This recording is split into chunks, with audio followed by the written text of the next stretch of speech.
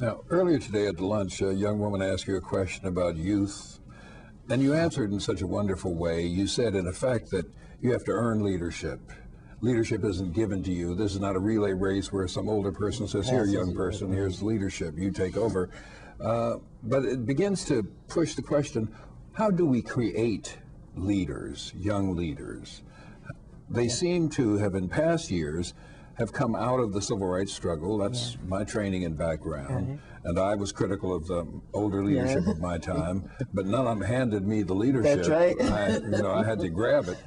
How do we rid young people of the notion that somebody's going to give them leadership and have them earn it? I don't know how we rid them of the notion, but I think what we have to do is include them more, and I've really been fighting for this, including them in the day-to-day activities of leading.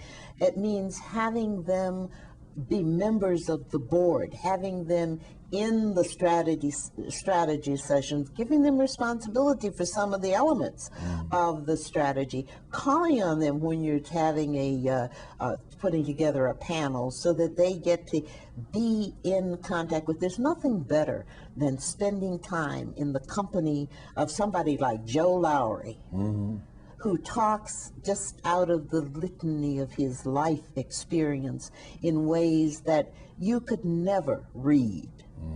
And hanging out with Dorothy Height, who makes it clear what the trajectory has been of both women and blacks in gaining equal rights and equal opportunity.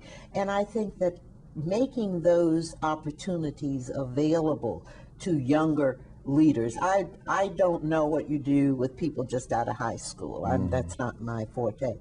But I do know that the mentoring kind of camaraderie that you can certainly do easily, inviting them to dinner, being part of, I mean, it's all a matter of feeling comfortable in their skin and comfortable in all kinds of company.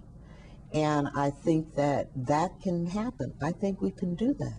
And I think that what has happened is that there's just such competition now to hold on to the gains we've made that there sometimes isn't the inclination to trust some of the leadership responsibilities to people who haven't had as much experience as we have. But look at it this way.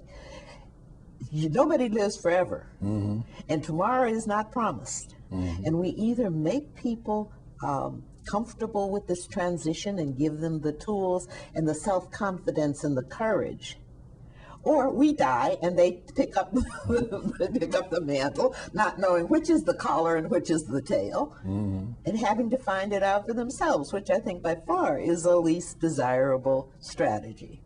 And if we could just begin as a group of leaders to see it that way. I think there are a lot of leaders who have been politicians, and politicians always see their next primary competitor over their shoulders.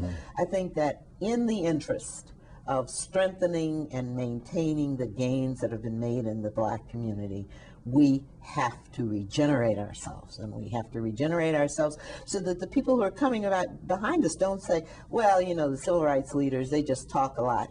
And they will know that that's not true. That doesn't yeah, we talk a lot, we have a lot to say, but that's just the tip of that iceberg of experience, and they need to have this experience because I'll tell you, it is not fixed yet. And when you look at the budgetary discussions that are going on now, you look at what's happening in Iraq, in a preemptive war with our young people dying, it clearly is not over yet. And we need people who have the courage of their convictions to stand up and say that, and to be willing to do what you did, Julian. Every time you went out on a civil rights foray, you could have been killed. That's what you know. But the options are really not all that great.